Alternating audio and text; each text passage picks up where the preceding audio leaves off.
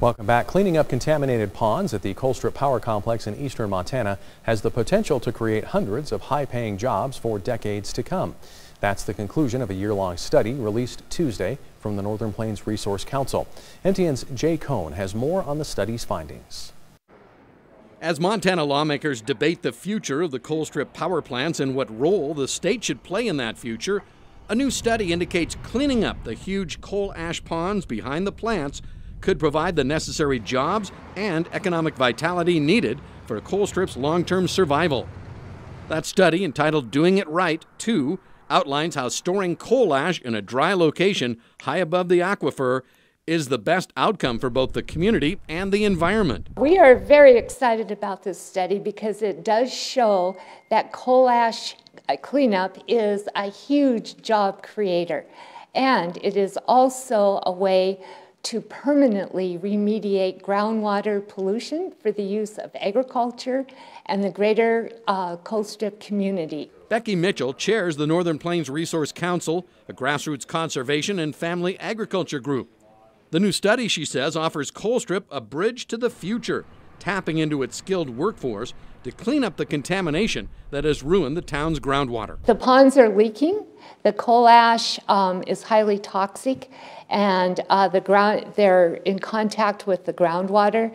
The groundwater seeps up into the ponds, mixes with the coal ash, and then seeps back out into the groundwater. And so the groundwater is a continuous source of pollution. Cleaning up the coal ash is a huge task. The ponds cover more than 800 surface acres. The contaminated water is hazardous to humans, wildlife, and livestock due to its dangerously high levels of selenium, manganese, cobalt, molybdenum, and radium. Talon Energy, the owner-operator of the Colstrip plants, has submitted a cap-in-place plan for the ponds, but Northern Plains says that won't stop the pollution. As long as that pond is in contact with groundwater, it's not going to stop the pollution. As you'd expect, the price tag for such a cleanup is huge. Total cost of high and dry estimated at $925 million over the next 40 years. By comparison, Talon's cap-in-place proposal, $409 million through the same time frame.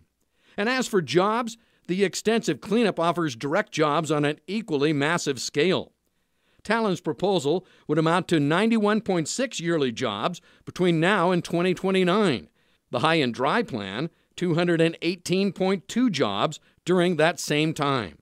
Northern Plains points out the high and dry plan is a permanent fix to Colstrip's groundwater pollution, while Talon's proposed cap-in-place plan would allow for the pollution to reemerge down the road.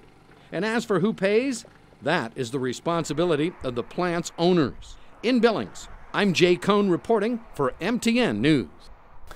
It's important to note that the current bill in the legislature, Senate Bill 331, would allow Northwestern Energy to purchase additional megawatts of Colstrip Unit 4 and prohibit any shifting of the liability for the environmental cleanup of Colstrip to Northwestern Energy customers.